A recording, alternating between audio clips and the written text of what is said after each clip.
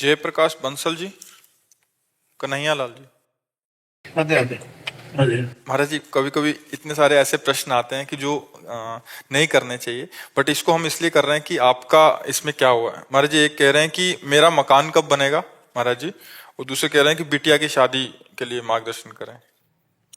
दोनों प्रश्नों के उत्तर हम नहीं दे सकते, क्योंकि हम सिर्फ यहाँ अध्यात्म का उत्तर देते हैं।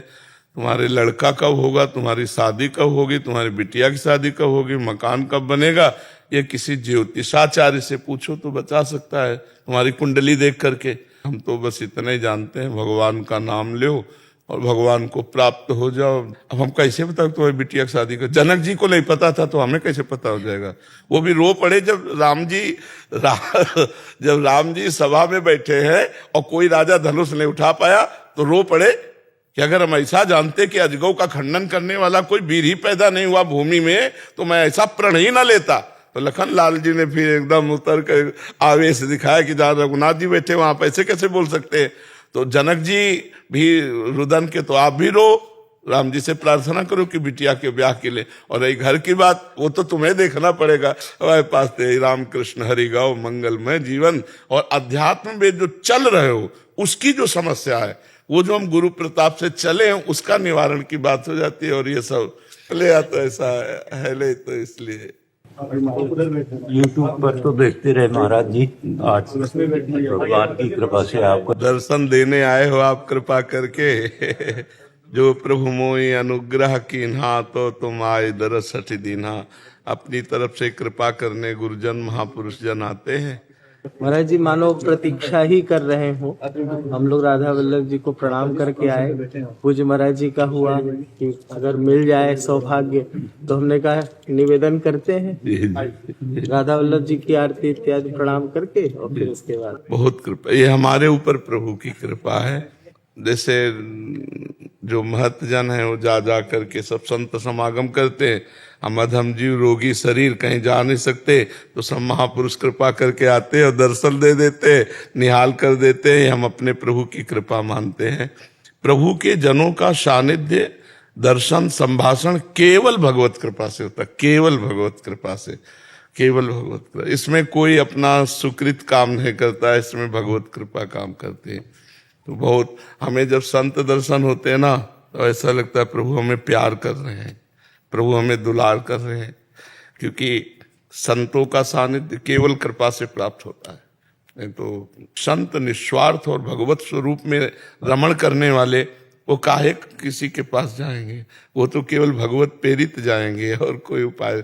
वो जब कृपा करना होता है तब वो जाते हैं, कृपा करना होता है तब जाते हैं। सरकार स्वामी अभिराम दास जी के परिकर हैं सरकार, वहाँ केदारनाथ में थोड़ी सेवा होती है। जी बहुत। प्रिया जी सहारनपुर से। राधे राधे राधे महाराज जी। महाराज जी मेरा प्रश्न है कि मैं कभी कभी भगवान से बहुत ज्यादा अटैच हो जाती हूँ और इतना हो जाती हूँ कि रात को सोते समय मैं ध्यान करती हूँ तो बहुत भावुक हो जाती हूँ। पूजा करते समय, ध्यान करते समय आंसू आते हैं। कभी कभी ऐसा होता है कि बहुत अलगपन महसूस होता है कि मैं पूजा जरूर करती हूँ बट वो एक तालमेल बैठता नहीं है। महाराज जी ऐसा क्यों होता है? 3 गुणों का हृदय में प्रभाव पड़ता रहता है।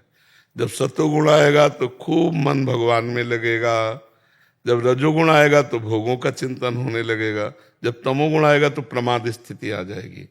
जो गुणातीत भगवान से जुड़ना है, गुणातीत स्थिति में, तीनों गुणों से अतीत भगवान का स्वरूप है। जो हम तीनों गुणों पर विजय प्राप्त कर लिए, हम कृष्ण कृष्ण हरि हरि राधा राधा इतना जप रहे हैं कि रजोगुण आया चला गया, उसका कोई प्रभाव नहीं पड़ा, तमोगुण आया उसका कोई प्रभाव नहीं पड़ा। नाम भगवान की कृपा से तीनों गुणों को समान भाव से हमने भजन करते हुए व्यतीत किया तो हम त्रिगुणातीत स्थिति को प्राप्त हो जाएंगे। ये नाम ही हमें त्रिगुणातीत स्थिति में। और कभी कभी गुणों के प्रभाव से ऐसा होता है भजन में मन नहीं भी लगता, तो कबहू तो थोरो भजन कबहू होत विशाल, मन को धीरज छुटे नहीं गाहे न दूजी चाल। मन धैर्यवान बनाए रखे कि अगर भजन में नहीं लग रहा है तो भी हम भगवान की शरण में गाहे न दूजी चाल। कहीं हम मनोरंजन न करने लगे, कहीं प्रपंची पुरुषों का संग न करने लगे, कहीं साधन विरुद्ध आचरण न कर बैठे। ये हमें सावधानी रखनी। गाहे न दूजी चाल, कबहू तो थोरो भजन कबहू होत विशाल। शरणागति धैर्य पूर्वक हर परिस्थिति में हमें शरणागति देखना। भजन नहीं हो रहा तो मैं भगवान का हूं, मैं भगवान के आश्रित हूं, चाहे जैसी हमारी मना स्थिति है मैं इस समय भी भगवान के आश्रित हूं, वो भजन ही माना जाएगा। उसका भजन से कभी तार नहीं टूटता जिसने भजन को सबसे महान समझ लिया है। जैसे रुपया मिला भजन छूट गया तो रुपया महान हो गया, भजन छोटा हो गया। अच्छा भोजन मिला भजन छूट गया तो अच्छा भोजन महान हो गया, भजन लघु लगा। जब त्रिभुवन की राजलक्ष्मी देने पर आधे पल के लिए भी भगवान का विस्मरण ना हो, वो महाभागवत है, वो भगवान का निज जन है। तो हम खूब नाम हमने संतों के मुख से सुना, शास्त्र और स्वयं हृदय की बात, जिसने नाम को पकड़ लिया वो पार हो गया, जो चाहेगा वो प्राप्त हो जाएगा। और जो नाम जप नहीं हो रहा तो हमें अन्य साधनों पे विश्वास नहीं है, माया कब चौपट कर दे हमारी साधना। अब जैसे 50 वर्ष ब्रह्मचर्य रहा और 5 मिनट व्यभिचार कर लिया तो 50 वर्ष में पोछा लग गया, लेकिन 50 बार राम राम कहा और उसे गलती हो गई तो गलती का उसे दंड मिलेगा, लेकिन उसके 50 बार राम नाम में कोई फर्क नहीं पड़ेगा। वो ज्यों का त्यों जब भजन शुरू होगा तो 51 से शुरू होगा, 49 से नहीं। इसलिए नाम जब सर्वोपरि है। जिसने नाम में श्रद्धा कर ली, इससे ज्यादा क्या हो सकता है। सुमिर पवन सुत पावन नामू, अपने बस कर राखे रामू। सोचो अजित भगवान को जीत लिया, सर्वतंत्र स्वतंत्र भगवान अधीन हो गए नाम के। तो इसलिए नाम जब करो सब ठीक हो जाएगा, विरह आ जाएगा, प्रेम आ जाएगा, ज्ञान आ जाएगा, विषयों से वैराग्य आ जाएगा, सब कुछ हो जाएगा। नाम के समान कोई ज्ञान नहीं, नाम के समान कोई धर्म नहीं, नाम के समान कोई पुण्य नहीं, नाम के समान कोई भक्ति का स्वरूप नहीं। हर समय मधुर मधुर भगवान का नाम चल रहा है। बस जीवन का सार यही, पकड़ लो, पकड़ लोगे तो पार हो जाओगे। जो नाम रूपी जहाज पे चढ़ गया वो बहुत। और गोस्वामी जी एक बहुत महिमा की बात कह रहे हैं कि न जहाज की जरूरत है, न केवट की जरूरत है, न नौका की जरूरत है। नाम लेत भव सिंधु सुखाही, करहु विचार सुजन मन माही। ऐ जानकार सुजान जनों, इस बात पर विचार करो कि नाम लेते ही भव सिंधु सूख जाता है, पार होने की जरूरत नहीं रह गई। नाम महामहिमा में, नाम महामहिमा में जो नाम जब करते हैं वो कृतकृत्य हो जाते हैं। एक नाम भी अगर ले लिया है तो तुम्हारे हिसाब में भारी पड़ेगा, यमराज के रजिस्टर में एक नाम भी भारी पड़ेगा। अगर एक बार राम कह दिया पूरे जीवन भर पाप हुआ है तो जब हिसाब होगा तो राम जी का नाम भारी पड़ेगा। उन पापों की सत्ता नहीं, उन नाम की सत्ता है।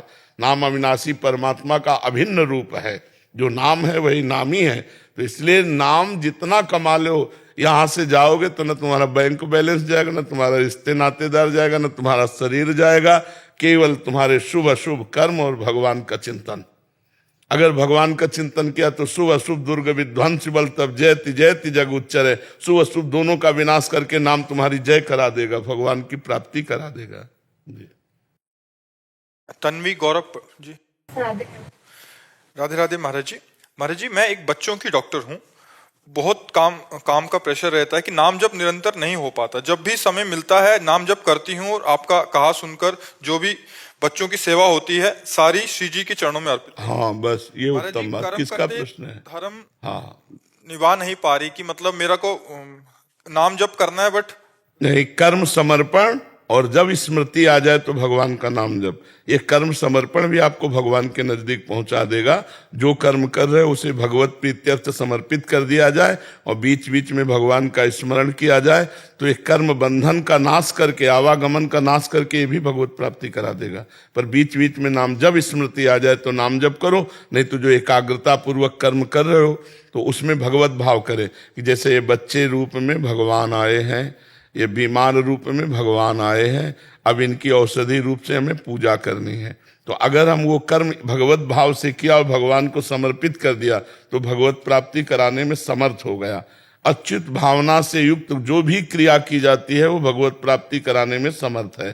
थोड़ा सा भी निष्काम या समर्पण किया हुआ कर्म हमारे अनंत जन्मों के दुष्कृतों का नाश करने का बहुत बड़ा काम करता है। थोड़ा सा भी निष्काम कर्म या थोड़ा सा परहित का कर्म या थोड़ा सा भी भगवत समर्पित कर्म हमारे उद्धार के लिए अपना काम शुरू कर देता है। इसलिए प्रत्येक दिन प्रत्येक समय जो भी कार्य करो वो लाडले ठाकुर जी को समर्पित कर दो और बीच बीच में नाम स्मरण करते रहो। कोई चिंता की बात नहीं, बस असत कर्म न बनने पावे। लोभ या भय से हम कोई असत कर्म न कर ले तो हमें जो सत्कर्म कर रहे हो भगवत अर्पित कर रहे हैं तो हमें भगवत प्राप्ति हो जाएगी। अर्पित मिश्रा जी कानपुर से। श्री हरिवंश महाराज जी, आपके चरणों में कोटि कोटि प्रणाम। महाराज जी, आध्यात्मिक प्रकृति के लिए अहंकार का त्याग कैसे किया जाए, जबकि सामाजिक जीवन में आत्मसम्मान बनाए रखने की भी आवश्यकता होती है। आत्मसम्मान और अहंकार आत्मसम्मान जानते हो किसे कहते हैं? देहाभिमानी जीव देह को आत्मा मान रहा है और उसे सम्मान समझता है। आत्म अपमान कोई कर ही नहीं सकता, क्योंकि आत्मा के सिवा कोई है ही नहीं, एक ही आत्मा है। जैसे 1000 घड़ों में सूर्य 1000 दिखाई देते हैं तो 1000 सूर्य थोड़ी हो गए, सूर्य तो एक ही है। और डंडा मार करके 1000 घड़े फोड़ दिए तो क्या सूर्य पे डंडा लगा क्या? वो तो घड़े का तो आत्मा का कभी अपमान हो ही नहीं सकता। वो सूर्य की तरह सब में प्रकाशमान है, उसी के प्रकाश से सब संचलित हो रहा है। आत्मा कहीं है थोड़ी, ऑपरेशन करके देख लो। आज तक कोई आपका अल्ट्रासाउंड एक्सरा या कोई सिटी स्कैन आदि कहीं पकड़ पाया हो ना? अंतःकरण को पकड़ पाया तो फिर आत्मा से तो अंतःकरण प्रकाशित, मन पकड़ पाया क्या कि ये मन है, ये बुद्धि है, चित्त है, अहंकार है। हमारा देहाभिमान, जाति अभिमान, कुल अभिमान, विद्या अभिमान, ये मान प्रतिष्ठा, ये सब अविद्या जनित है। किसी भी तरह अहंकार करने की जरूरत नहीं है। जो सम्मान है वो कलयाति घोर गर्लम नीचा अपमानम शुद्धा। मान लो किसी ने आपको गाली दे दिया, आप मुस्कुरा के चल दिए, ये हुआ आपका आत्मज्ञान कि आप देहाभिमान रहित पुरुष हैं। दूसरे के द्वारा किए हुए अपकार, तिरस्कार, अपमान आदि को आप मुस्कुरा कर सह कर चल दिए। जो देहाभिमानी जीव होगा वो 2 गाली देगा, वो 4 गाली देगा। जो अध्यात्म मार्ग का पथिक है तो उसको सम्मानम कलयाति घोर गरलम, सम्मान घोर विष है, नीचापमानम शुद्धा, नीच पुरुषों द्वारा किया गया अपमान अमृत के समान है, क्योंकि वो देहाभिमान का नाश करके अमृतत्व प्रदान करता है। यम ही न व्यथ्यन्ते ते पुरुषम पुरुषर्षभ सम दुखा सुखाधीरम स्व अमृतत्वाय कल्पते। जो मन बुद्धि चित्त अहंकार को परमात्मा में स्थित रखता है वही धैर्यवान होता है।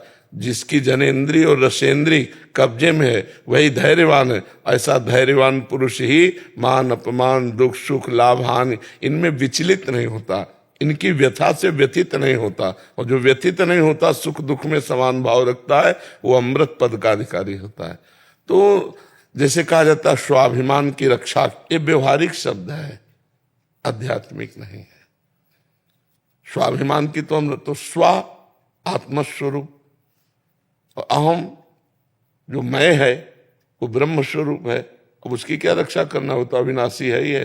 नैनम छिन्दन्ति शस्त्राणि नैनम दहति पावका न चैनम क्लेदयन्त्यापो न शोषयति मारुता। उसका तो न आग्नेयास्त्र न वायवास्त्र न वरुणास्त्र ये कुछ कर नहीं सकते, तो वो तो सुरक्षित है ही है। बात आती है देहाभिमान की कि अब हमारे कोई देहाभिमान में तो फिर चोट लगती है अंतःकरण में। तो संसारी पुरुष है, व्यवहारिक पुरुष, आध्यात्मिक पुरुष तो नहीं है। आध्यात्मिक पुरुष मान अपमान से ऊपर उठने की चेष्टा करता है या ऊपर उठा हुआ होता है। और संसारी पुरुष इसी में तो जान की बाजी लगा देते हैं लोग। जितनी जेल भरी है ये सब अभिमान से भरी, विद्या का अहंकार, रूप का, कुल का, जाति का, धन का, विविध प्रकार का जो अहंकार है इसी से सब जेल भरी हुई है। तो ये देहाभिमानी जीव की बात है। भरी सभा में महापुरुषों का अपमान होता है, वो मुस्कुरा कर चल देते हैं। ये उनकी क्षमता है अध्यात्म की। ये क्षमताहीन पुरुष होते हैं जो अपमान होने पर विचलित होकर के पुनः अपमान कर देते हैं अपमान करने वाले का। अध्यात्म की तो इतनी क्षमता है कि एक हाथ में कोई चंदन लगावे और एक हाथ में कोई पिटाई करे, दोनों के प्रति समान भाव रखे, वो अध्यात्म का प्रतीक है। समझ पा रहे हो आप? जगन्नाथ दास जी कनाडा से। राधे राधे। राधे राधे महाराज जी। महाराज जी, भक्ति मार्ग पर चलते हुए हमने अक्सर पाया है कि एक साधक दूसरे साधक को या दूसरे संप्रदाय के साधक को विरक्त ग्रस्त विरक्त को जज करता है, मतलब उसका जांचता है, जांचता है। गुण अवगुण दोष जी दर्शन। महाराज जी, इस वृत्ति को वो साधक नहीं, वो साधक नहीं, वो प्रपंची है। साधक तो सब में भगवान को देखने की चेष्टा करता है, वो सब में भगवान की भावना करता है। अपने संप्रदाय को श्रेष्ठ समझकर दूसरे संप्रदाय के पथिकों को अवहेलना, निंदा या दोष दर्शन करना, उनको नीचा मानना, ये मायाकृत है, ये मायाकृत जाल है। इससे बचना चाहिए। अगर साधक अपने संप्रदाय को उच्च नहीं मानेगा तो चल नहीं पाएगा। तो अपने संप्रदाय को तो उच्च मानना और सबको भगवान मानना है, तो हम निंदा स्तुति करेंगे नहीं, क्योंकि सब में अपना प्रभु विराजमान। और ये सत्य शास्त्रीय बात है। मत्ता परतरम नान्यत किंचिदस्ति धनंजय, हे धनंजय किंचन मात्र मेरे सिवा और कोई है नहीं, तो सब में मेरा प्रभु विराजमान है। और मैं भगवत मार्ग में जिसमें चल रहा हूँ, मेरे गुरुदेव ने जो मुझे दिया वो मेरे लिए सर्वश्रेष्ठ है, उनको जो गुरुदेव ने दिया वो उनके लिए सर्वश्रेष्ठ है। तो सबको गुरुदेव भगवान आचार्य रूप में, गुरुदेव के रूप में आकर भगवान सतमार्ग देते हैं। तो जो जहाँ चल रहा है वो बहुत बढ़िया चल रहा है, लेकिन हमारे लिए सर्वश्रेष्ठ है, ऐसे भाव से चला जाता है। जो दूसरों का छिद्रान्वेषण करते रहते हैं, गुण दोष दर्शन करते रहते हैं, वो साधक नहीं होते, वो प्रपंची होते हैं, वो अविवेकी होते, अज्ञानी होते।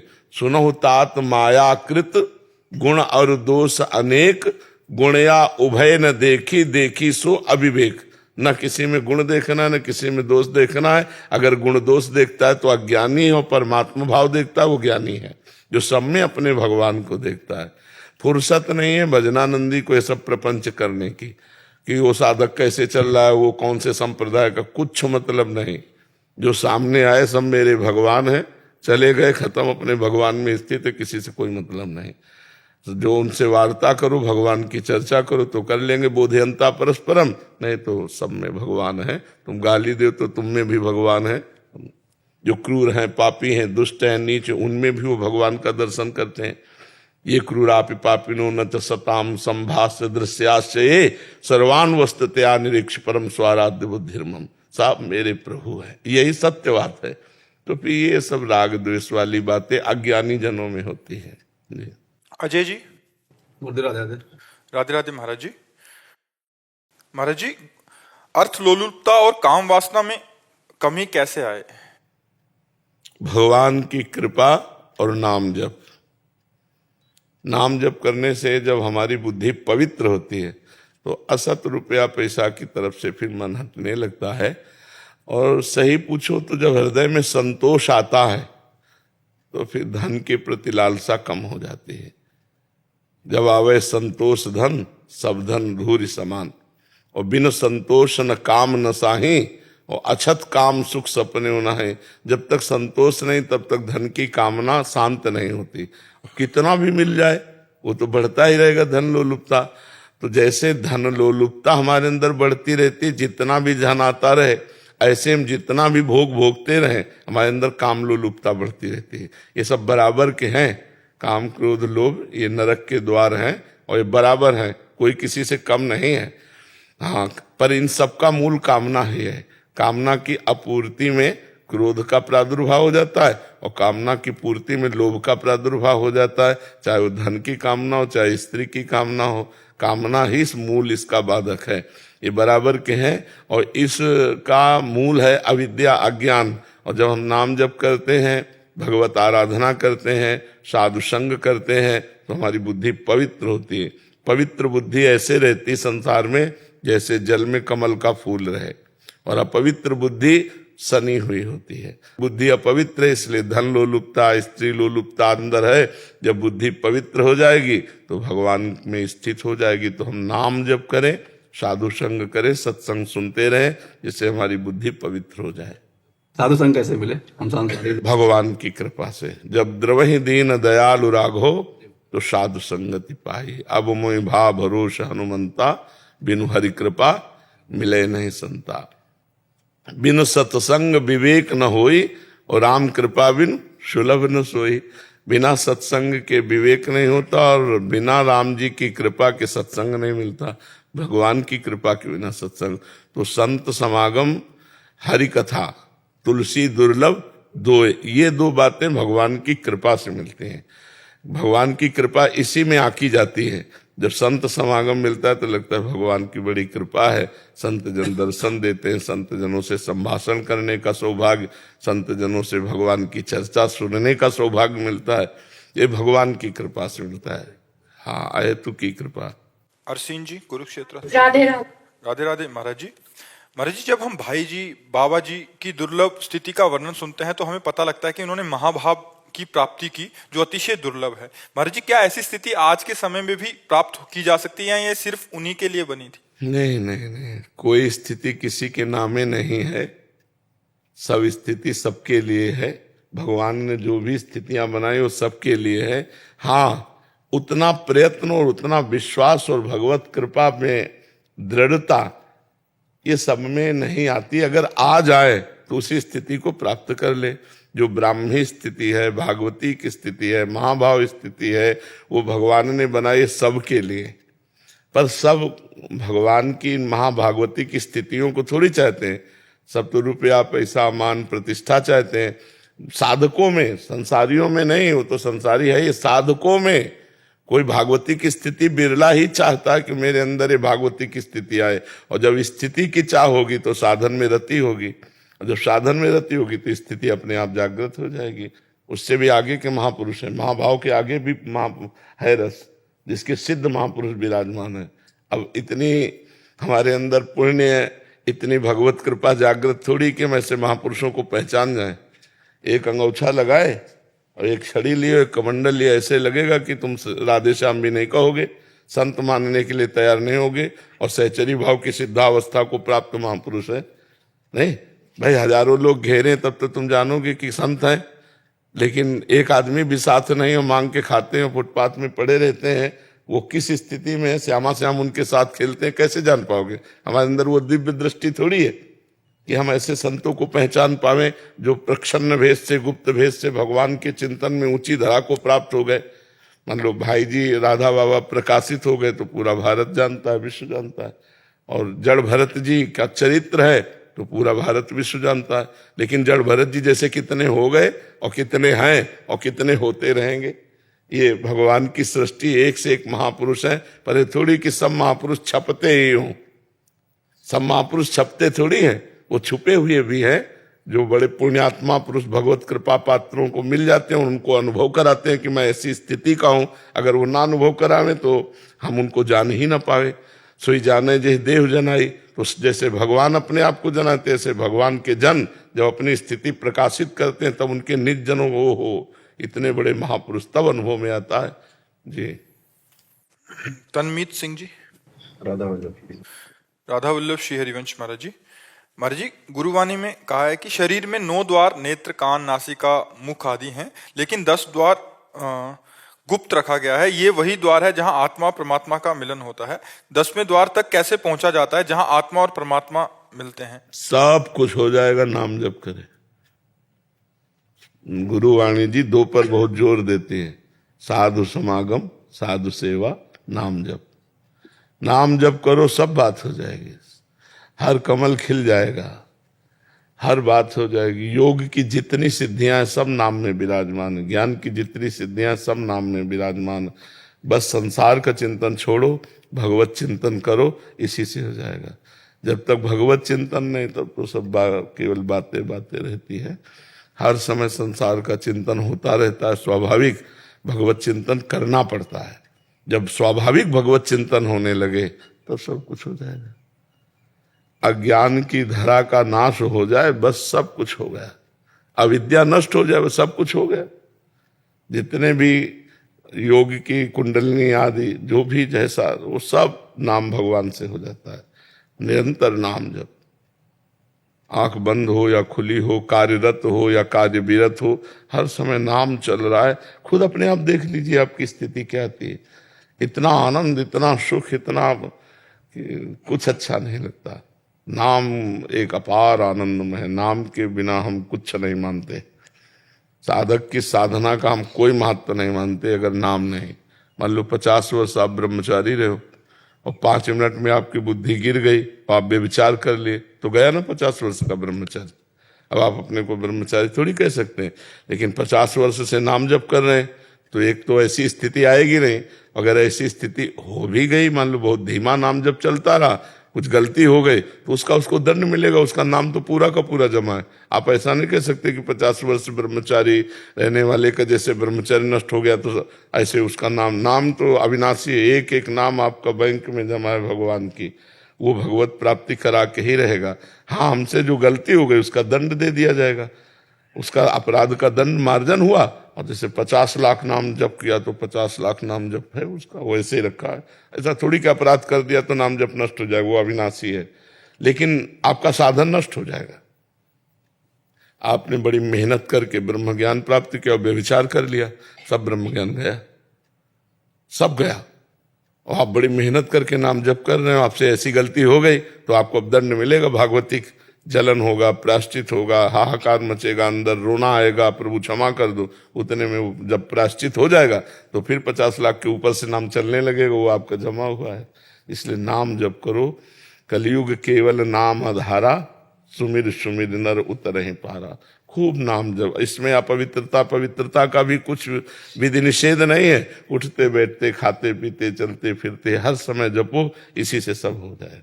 जी। प्राजक्ता उपासनी जी, श्री हरिवंश महाराज जी। महाराज जी, आपके श्रीमुख से सुना है कि ये जो निकुंज रस है ये सिंगनी का दूध है, ये एक तो सोने के पात्र में ठहरेगा और दूसरे बच्चे के पेट में। तो महाराज जी, बच्चा बनने के लिए हमें क्या करना पड़ेगा? शरणागत, शरीर से, मन से, वाणी से, क्रियाओं से एक एक वृत्ति भगवान के चरणों में जाए। हमारा प्रभु के सिवा कोई नहीं है। जैसे एक बच्चा छोटा सा माँ के ही अधीन रहता है, ऐसे हमारी शरणागति हो। अजात पक्षायु मातरम खगा, जैसे छोटा सा बच्चा पक्षी का घोंसले में बैठा हुआ जिसके पंख नहीं जगे, वो अपनी माँ की बाट जो होता रहता है, ऐसे ही जो केवल आचार्य कृपा, गुरु कृपा की बाट जो होता रहता है, नाम जप करता है, गलत आचरण नहीं करता है, अपने गुरु के अधीन रहता है, उनकी आज्ञा में रहता है, वही बच्चा है। और स्वर्ण के पात्र हैं ललिता विशाखा आदि सखियां। किसका प्रश्न था? हाँ, तो बच्चा बनने का मतलब है तनुवांग मनोभिर अमलय सोहम तो वाश्रिता, शरीर से, मन से, वाणी से निर्विकार होकर के प्रियाजू की शरण में हो जाना। यह है आचार्य का बच्चा बन जाना, यह है गुरु का बच्चा बन जाना। पूर्ण रूप से भगवत शरणागति ही बच्चा है। जो अपने को असमर्थ समझकर भगवान सर्वसमर्थ की शरण में चला गया, वो जीत गया। और जो अपने को कुछ समझा वो हार गया, माया उसे परास्त कर देती है। भगवान की शरणागति निर्भय, निशोक, निश्चिंत कर देती है। इसीलिए बच्चा बनने की बात है, क्योंकि प्रेम बहुत दुर्लभ वस्तु है और ये गुरु कृपा से आती है, साधन से नहीं आती। यह गुण साधन ते नहीं हुई, तुम्हारी कृपा पाओ कोई कोई। भगवान की कृपा, गुरु की कृपा, आचार्य की कृपा से कोई बिरला प्रेम पात्र बनता नहीं। भगवान से प्रेम कहाँ? शरीर से प्रेम और शरीर संबंधियों से प्रेम, शरीर संबंधी भोगों से प्रेम। भगवान से प्रेम तो भगवान की कृपा से होता है। वो जब कृपा करें तो हो सकता है नहीं। इतनी छोटी छोटी माया की आसक्तियां हैं कि जीव उन्हीं को नहीं काट पाता। संपूर्ण माया की आसक्ति तो बात जाए। जो तम्बाकू खाते हो तम्बाकू नहीं छोड़ सकते, जो बीड़ी पीते हो बीड़ी नहीं छोड़ सकते। छोटी छोटी वस्तुएं बांधे हुए जीव को हैं। फिर और शरीर बंधन, भोग बंधन, काम क्रोध लोभ मोह मद मत्सर, पूरी बाजार लगी हुई। तो बच्चा बन गया तो भगवान की कृपा रूपी गोद में बैठकर माया से निकल गया। और जो थोड़ा सा भी अपने को कुछ समझा, उसे चेकिंग किया तो माया उसे फेल कर देगी। इसीलिए कई बच्चा के पेट और घट करे विनाशन। ये ललिता सखी उपासना है। सिंहिन को छीर है, सिंहिन को छीर रहा कुंदन के बासन, कई बच्चा के पेट और घट करे विनाशन। वही जीत सकता है जो आचार्य गुरु का बच्चा बन गया, वही माया पर विजय प्राप्त कर लेता है। नवल किशोर जी, फरीदाबाद से। राधे राधे महाराज जी। गुरुदेव, हमारे 3 शरीर, स्थूल सूक्ष्म कारण। गुरुदेव, सजा किस शरीर को मिलती है, नरक आदि में या कहीं भी? मन को। सारा का सारा दुख सुख का भोक्ता मन है। देखो, स्वप्न में आपने देखा कभी आप दुखी सुखी हुए? स्वप्न में आपको कोई दुखद स्वप्न या सुखद स्वप्न तो जीवन में आते ही है। तो स्थूल शरीर तो सैया पे सोया हुआ होता है, और जो स्वभाव है वो सतोगुणी, रजोगुणी, तमोगुणी होता है। वो भोक्ता नहीं होता है। भोक्ता होता है सूक्ष्म शरीर, जिसमें मन है, बुद्धि है, चित्त है, अहंकार है, 5 ज्ञानेंद्रियां है। जो सूक्ष्म शरीर है वो इनसे बना हुआ है, मन, बुद्धि, चित्त, अहंकार, 5 ज्ञानेंद्रियां। और जीवात्मा जो उसके साथ लगा हुआ है सूक्ष्म शरीर के, तो भोक्ता है मन, बुद्धि। और भूल से जीव अपने को भोक्ता मान बैठा है। इसलिए वो जब तक अंतःकरण का बंधन नहीं टूटेगा तब तक उसका जन्म मरण नहीं छूटेगा, नरक स्वर्ग नहीं छूटेगा। तो इसीलिए अगर मन भगवान में लग गया तो फिर कुछ नहीं भोगना पड़ेगा, वो मुक्त हो गया। मन विषयों में लगा हुआ है तो फिर बार बार जन्मना मरना पड़ेगा। सूक्ष्म शरीर को भोगना होता है, सूक्ष्म शरीर को। वही नरक में जाके, जैसे यहाँ स्थूल देह पा गया मानव का, तो नरक में जाकर सूक्ष्म शरीर जीवात्मा साथ ही लगा हुआ है, वो जाकर के यातना देह प्राप्त करता है तो नरक के भोग भोगता है। स्वर्ग में जाकर देव देह प्राप्त करता है तो स्वर्ग के सुख भोगता है।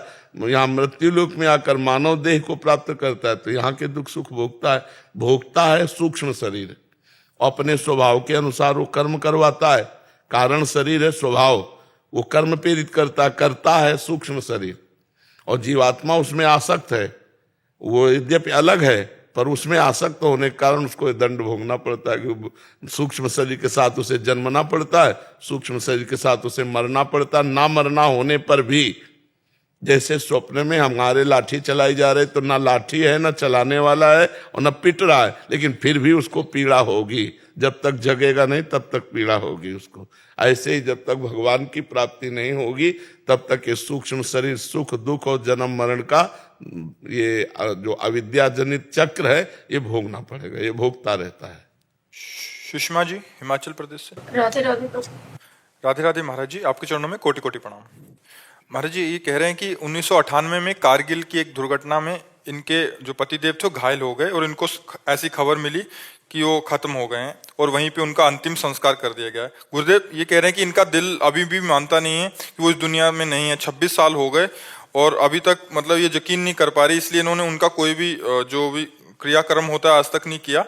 तो महाराज जी कह रहे हैं कि मैं इस बात को कैसे निकालूं, समझ में नहीं आता कि मैं पागल हो गई हूँ या सच में भगवान कुछ और ही चाहते हैं, कुछ नहीं पता। कृपया महाराज जी मार्गदर्शन। आप नाम जप करो, आप यही मानती रहो कि वो है, ठीक है।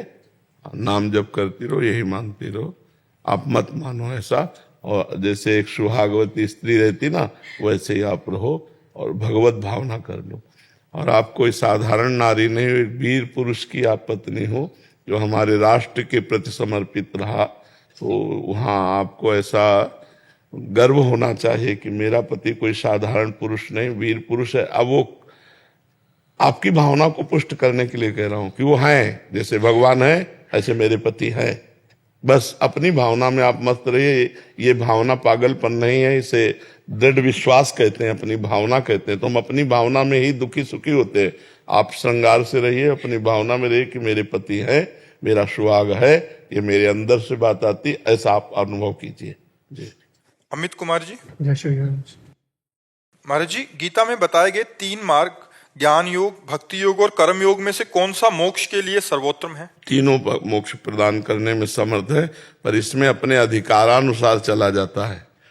भगवान ने 3 मार्ग अधिकार के अनुसार बना। जो घोर बैरागी है, सहनशील है, कहीं कोई आसक्ति नहीं, उसको ज्ञान मार्ग में। और जो कर्मठी, कर्म करने में बहुत प्रवीणता, उसे कर्म मार्ग में, कर्म योग मार्ग में। और जो ना अधिक वैरागी है ना अधिक भोगी है, उसको भक्ति मार्ग में चलना चाहिए। अपने अधिकारानुसार यदि मार्ग चलेंगे तो हम सफलतापूर्वक निकल जाएंगे। जो ना अधिक वैरागी है कि घोर वैराग्य में जीवन भी नहीं है और घोर विषयी भी नहीं है, विषय भी आकर्षण भी है और वैराग्य भी है, वो भक्ति से चले तो वो ज्ञान को भी प्राप्त हो जाएगा, वैराग्य को भी प्राप्त हो। और जो घोर वैरागी है, कठोर नियमों का पालन करने में प्रवीण है, शरीर राग को विध्वंस कर दिया है, वो ज्ञान मार्ग का अधिकारी है। और जिसकी बहुत क्रिया करने में रति है, वो कर्म योग का अधिकारी है। अपने को देख लेना चाहिए कि मैं किस अधिकार से युक्त हूं और उसी मार्ग के गुरु का आश्रय लेकर चल देना चाहिए। समझ पा रहे हैं आप? तीनों है मोक्ष प्राप्त कराने में समर्थ, भक्ति भी, ज्ञान भी, और कर्मयोग भी। तीनों भगवान की ही प्राप्ति के लिए भगवान के द्वारा ही निर्दिष्ट मार्ग हैं। तीनों भगवत प्राप्ति कराने में समर्थ है। भगवान ने वर्णन इसीलिए किया कि अधिकारानुसार जिसकी रुचि कर्म में हो कर्म मार्ग से, जिसकी रुचि भक्ति में हो भक्ति मार्ग से, जिसकी रुचि ज्ञान में हो ज्ञान मार्ग से उसी परमात्मा को प्राप्त करे। समझ पाए? विनोद सिंह जी। राधे राधे। महाराज जी, शरीर मन कहता है कि जो अभी जिम्मेदारी मिली है उसे पूरा करना ही गृहस्थ जीवन का धर्म है। शरीर तो जड़ है तो कुछ कहता ही नहीं। मन जो कह रहा है कि जो जिम्मेवारी मिली है उसका कर्तव्य का पालन करो, बढ़िया है, पर साथ में नाम जप करते रहो। किसका प्रश्न है? पर दिमाग फिर भी शांत नहीं रहता। वो कहता है कि पूजा पाठ भगवान का नाम तो अंतिम धर्म है, तो सही धर्म क्या है? अशांत कर लो नरक जाके, जब भोग भाग के फिर कभी किसी कल्प में किसी युग में मनुष्य जन्म मिले तब फिर कर लेना। अरे भाई, ये मनुष्य जन्म तो निपट गया, अब कितना रह गया है? कै साल के हो? 42 साल। 42 साल। अगर मान लो हम इतना ही और प्लस करें तो अब डाउन वाला आएगा, ऊपर वाला तो नीचे गया, अब तो डाउन होने का आएगा। अगर अब 42 साल और जियो, आप मान लो हम कह रहे हैं कि इतना ही प्लस करो, बकाया 42 सेकंड का भरोसा नहीं है, अगर इतने और जो तो अब डाउन वाला आएगा। तो हमको वो समय बता दो जब भजन किया जाए। हमेशा ही करना चाहिए। हमेशा करना चाहिए, ये बुद्धिमानी की बात है, क्योंकि हम कभी भी मर सकते हैं। हम मृत्यु लोक में हैं, इसमें संकोच की बात नहीं कि मरने की बात, हम कभी भी मर सकते हैं। भरोसा नहीं हमारी श्वासों का, क्या भरोसा है इस जिंदगी का, साथ देती नहीं है किसी का। सम्मा बुझ जाएगी जलते जलते, दम निकल जाएगा आदमी का। भोजन की थाल सामने, कवल उठाया उसी में मुंह भरा गिर गए। कोई भरोसा है हम कब मर जाए? तो हम राधा राधा कृष्ण कृष्ण हरि हरि जप रहे हैं और हम मरने की तैयारी में, जब प्रभु बुलावे हम नाम लेकर भगवान के धाम में चले गए। अंतिम में भगवान का नाम निकले, उससे परम मंगल होता है। और जो कहते हो वृद्धावस्था में भजन होता है, तो हम आपसे कहते हैं कि अगर जवानी में अभ्यास नहीं किया तो बुढ़ापे में भजन कर ही नहीं सकते। जैसे हमने कभी पिस्तौल चलाना सीखा नहीं तो हमको आप दे दो तो हम ईंट की तरह मारने का काम तो कर सकते हैं, लेकिन हम गोली चला नहीं सकते। हमें पता नहीं कैसे कहाँ भरा जाता है, कैसे चलाया जाता है, अभ्यास नहीं किया। जब एक साधारण यंत्र पिस्तौल को चलाने के लिए अभ्यास की आवश्यकता है, तो असाधारण काम मन को भगवान में लगाने का अभ्यास नहीं किया तो बुढ़ापे में नहीं होता। फिर बुढ़ापे में वही होता जो जीवन भर किया है। जिन लोगों को लगता है बुढ़ापे में भजन कर लेंगे, नहीं नहीं, बिल्कुल धोखे की बात है। जवानी में अभ्यास कर लो तो बुढ़ापे में हो जाएगा भजन, और जवानी में अभ्यास नहीं किया तो बुढ़ापे में भजन नहीं होने वाला। देखो ना बूढ़ों को। महाराज जी, क्या केवल भ्रांति है कि बुढ़ापे में भजन होना चाहिए? यहाँ भजन की कोई उम्र है? नहीं, भजन की कोई उम्र नहीं है। जब मरने की कोई उम्र नहीं तो भजन की क्या उम्र? कभी भी मरा जा सकता है। गर्भ में भी लोग मर जाते हैं, बच्चे मर जाते हैं, पैदा होके मर जाते हैं, 5 वर्ष के मर जाते हैं, 10 वर्ष के मर जाते हैं। तो जब होश संभर जाए उसी समय से भजन शुरू कर दो तो कल्याण हो जाएगा। हम कह रहे भजन करने में क्या परेशानी? राधा राधा अंदर से बोल रहे, पैसा लग रहा है क्या? तुम्हारी समस्याओं का समाधान हो जाएगा, तुम्हारी बुद्धि शुद्ध हो जाएगी, तुम्हारे संकट निवृत्त हो जाएंगे, तुम्हारी आयु बढ़ जाएगी। सब लाभ ही लाभ, तो खर्चा 1 रुपया का नहीं। ऐसा धंधा कौन होगा सृष्टि में जिसमें लागत 1 पैसा की नहीं और सब लाभ ही लाभ है? वो है भगवान का नाम। और ये लोक परलोक सब जगह जाएगा, और यहाँ का रुपया तो बैंक में जमा रह जाएगा। अच्छा, इसका अभ्यास केवल करना है। देखो, लोग कहते हैं हमारे पास समय नहीं भजन के लिए। हम उनसे पूछते हैं कि 12 घंटा मेहनत करने वाला कोई बिरला ही होगा कि लगातार 12 घंटा मेहनत कर रहा है।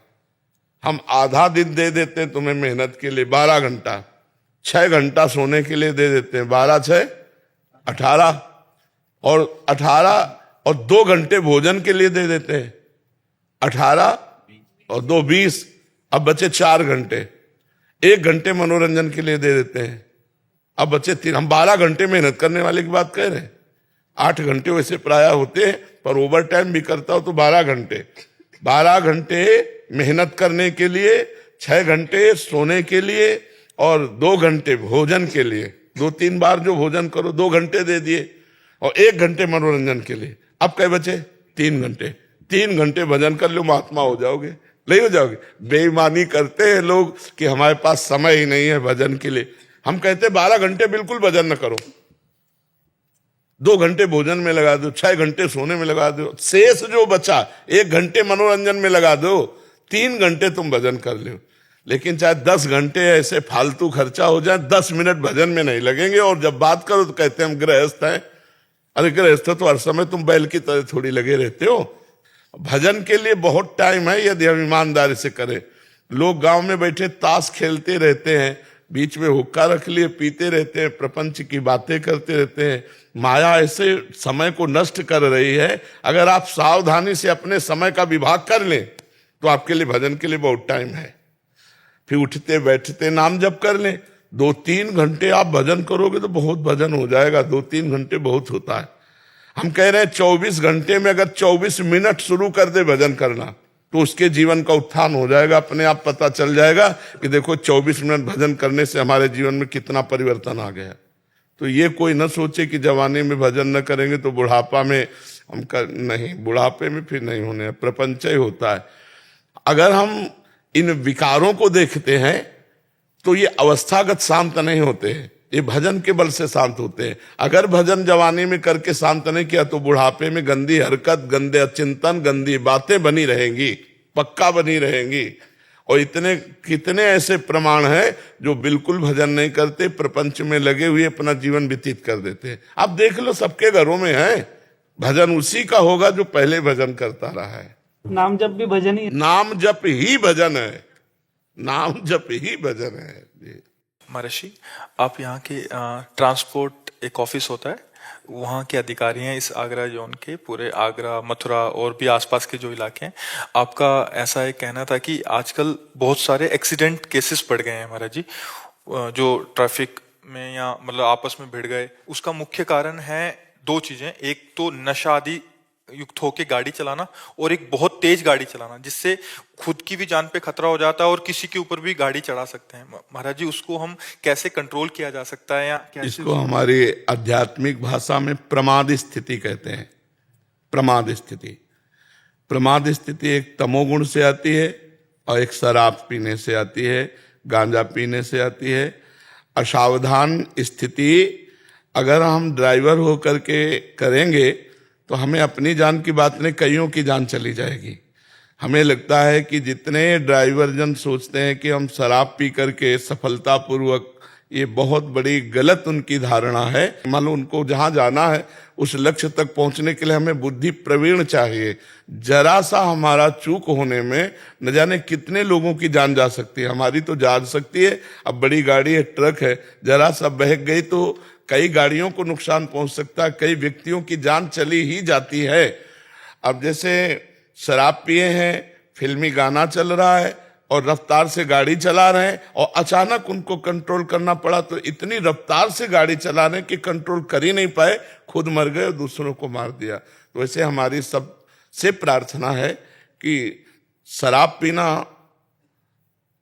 गांजा पीना ये एकदम आपके लिए हानिकारक है, एकदम। ना स्वास्थ्य के लिए ये कहीं भी आपको सुख देने वाली है, ना बुद्धि को पवित्र करने वाली है, और ना ये आपको धन को संचय कराने वाली। इसमें धन का नाश, बुद्धि का नाश, स्वास्थ्य का नाश, और जरा सी चूक हो गई तो औरों के जीवन का भी नाश ये कर देती है। तो हमारी प्रार्थना है जो भी गाड़ी चलावें, चाहे वो अपने रिश्ते नातेदारी जा रहे हों या बड़े बड़े ट्रक आदि के ड्राइवर हों, पहली बात तो शराब मत पिए, कोई नशा मत कीजिए। और दूसरी बात, 5 मिनट का अंतर पड़ता है।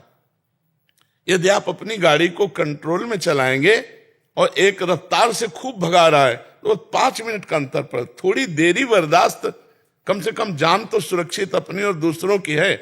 आप इतनी रफ्तार से चल रहे हैं कि गाड़ी को अगर आप कंट्रोल करना चाहें तो वो पलट जाएगी। वो आप कंट्रोल नहीं कर, ब्रेक मारने से ही गाड़ी थोड़ी रुक जाएगी। आप इतनी रफ्तार से गाड़ी चला रहे हैं और आप ब्रेक मारेंगे तो इतने वो तेज में है कि वो पलट जाएगी, वो लड़ जाएगी, दूसरों की जान घातक बन जाएगी। इसलिए भले थोड़ा समय लग जाए, धैर्य पूर्वक आप रफ्तार उतनी ही चलाएं जितनी हमारी सरकार अलाउ करती है कि इस रोड पर इतनी रफ्तार से आप चल सकते हैं, तो बचत हो जाए। और दूसरी बात, जब ड्राइविंग करें तो आपको सावधान रहना है, बिल्कुल जैसे एक तीर चलाने वाला लक्ष्य पर ध्यान रखता है, ऐसे आपको रोड पर ध्यान रखना है। मोबाइल से बातचीत मत करो, क्योंकि मोबाइल से सुनने में एक वृत्ति लगती है और एक बोलने में लगती है, तो हमारी जो लक्ष्य है ड्राइविंग, उसमें फिर हम चूक कर बैठते। अचानक कोई सामने आ गया तो फिर एक्सीडेंट हो जाए। मोबाइल से बात करना, शराब पीना, गांजा पीना और लक्ष्य पर दृढ़ न रहना, प्रमाद स्थिति में आ जाना, इसी से एक्सीडेंट होते हैं। तेज रफ्तार से एक्सीडेंट होते हैं, जिसमें अंग भंग हो जाना, प्राण चले जाना, या कई गाड़ियों में जिंदा लोगों का जल जाना। ये बहुत ही नुकसानदायक और बहुत ही हानिकारक है। इसलिए ये सावधानियां रखी जाए, हमारे सरकार के नियमावली के अनुसार चला भी जाए। कहाँ से आपको क्रॉस करना है, कैसे आपको किससे आगे निकलना है, कैसे आपको किससे चलना है, ये हमारे ड्राइवर को सिखाए जाते होंगे जरूर। ये कानून तो होगा ही कि आप ऐसे यहां से क्रॉस कीजिए, आप ऐसे कीजिए, उसकी जानकारी होना चाहिए। लाइसेंस लेने के पहले हमको जानकारी होनी चाहिए कि हम ड्राइवर बनने जा रहे हैं तो हमारे रोड के कानून क्या है, हमारे रोड के नियम क्या है, और कोई व्यसन न करे। हाँ, आप जैसे 2 पहिया आदमी है, अगर हेलमेट लगाए है और किसी तरह वो गिर जाता है तो सबसे पहली बात सर की रक्षा हो जाएगी। तो अगर हाथ पैर में फ्रैक्चर ठीक हो जाएगा, वो बच जाएगा, बड़ी सुरक्षा है। अगर आप हेलमेट लगाएं, आंखों में कोई कीड़ा नहीं जाएगा, कोई चूक हो जाती है, गिर जाते हैं तो आपका सर सुरक्षित, दिमाग सुरक्षित है, और शरीर के कोई अंग भंग हो गए तो जीने की एक जगह है। अगर दिमाग में चोट लग गई तो जीने की आशा ही खत्म हो जाती है। तो इसलिए सावधानियां रखी जाए। और आप लोग तो प्रयासरत हैं ही, आप लोग तो प्रयासरत हैं ही हमारे समाज को सुव्यवस्थित करने के लिए। पर ये बातें अगर समाज मान ले तो ज्यादा अच्छा हो जाए। शराब पी के तो यात्रा, हमें लगता है कानूनन भी निषेध है। हाँ, कानूनन भी निषेध है। तो इसकी अगर थोड़ी सी कड़ाई भी हो जाए कि जैसे चेक हो, अगर शराब पीते तो उसको दंड दिया जाए, जुर्माना आदि जो भी सरकारी प्राविधान हो। हाँ, और वैसे हमें लगता है कि रोड में शराब नहीं पीना चाहिए। जो रोड में गाड़ी चलाते हैं, चाहे वो रिश्ते नातेदारी जाना हो, चाहे अपने लक्ष्य पे जाना हो, कभी भी हमारी जरा सी प्रमाद स्थिति कईयों की जान ले सकती है। मान लो कार ही है, जरा सा चूक हुई तो कई लोग मर सकते हैं। तो हमें लगता है सावधानी रखी जाए। महाराज जी, आप सभी सरकारी अधिकारी जन हैं या सरकारी विभाग में हैं, तो महाराज जी ये तो प्रश्न हो गया समाज के लिए। एक प्रश्न महाराज जी, ये क्या किन किन चीजों का ध्यान रखें जिससे ये धर्म पूर्वक भगवत प्राप्ति और इस जीवन के मनुष्य जीवन का भी हमारे शास्त्र ही इसके साक्षी हैं कि किस तरह से हमें चलना चाहिए। तो सबसे पहली बात, हमें भय और प्रलोभन से, अपने धर्म से च्युत नहीं होना चाहिए। किसी भी प्रलोभन में आकर हम अपने अधिकार का दुरुपयोग न करें, किसी भी भय से आकर हम अपने अधिकार का दुरुपयोग न करें। अगर हम गृहस्थ में हैं तो हम अपनी पत्नी के सिवा किसी दूसरी स्त्री की तरफ काम भाव से न देखें। जो हमें सरकारी पेमेंट मिलती है हम उसी से जीना सीखें। जो अधर्म का धन आएगा वो हमारे परिवार की बुद्धि भ्रष्ट कर देगा, हमारे बच्चों की बुद्धि भ्रष्ट कर देगा, अशांति पैदा कर देगा। और जो हमें खाली समय मिले, यदि हम नाम जप करें तो हमारा क्या घाटा हो जाएगा। राम कृष्ण हरि शिव, जो नाम प्रिय हो भगवान का, जब आपको समय मिला तो नाम जप कर लिया, और जो कर्म किया उसको पूजा मानकर भगवान के चरणों में समर्पित कर दो तो कर्मयोग बन जाएगा। जैसे आप 8 घंटे 10 घंटे ऑफिस में हैं, अपने जो कार्य कर रहे हैं, तो जब ऑफिस से उठे तो 1 सेकंड की बात है, भगवान की तरफ वृत्ति ले जाओ और सारे 8 घंटे 10 घंटे के कर्म भगवान को समर्पित कर दो। भगवत प्राप्ति कराने वाला कर्मयोग हो जाएगा। जब आपको बीच बीच में समय मिले तो राधा राधा राधा राधा, कृष्ण कृष्ण हरि हरि, शिव शिव राम राम, जो नाम प्रिय हो वो उसका स्मरण कर लीजिए। और उपदेश तभी लागू होता है जब हमारे आचरण ठीक हो। तो हम जो दूसरों को उपदेश सुनाने जा रहे हैं वो अपने लोगों में भी होने चाहिए कि हम कोई शराब न पिएं, हम कोई मांस न खाएं, हम अपने पद का दुरुपयोग न करें, हम किसी माता बहन की तरफ गंदी दृष्टि से न देखें। इसी से हमारा जीवन भगवान कृपा करके अपने चरणों में ले लेंगे, हमारा जीवन मंगलमय हो जाएगा।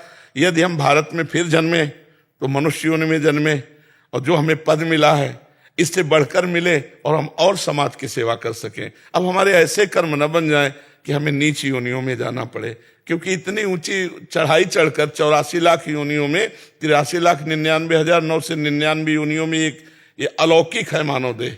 बड़े भाग मानुष तन पावा,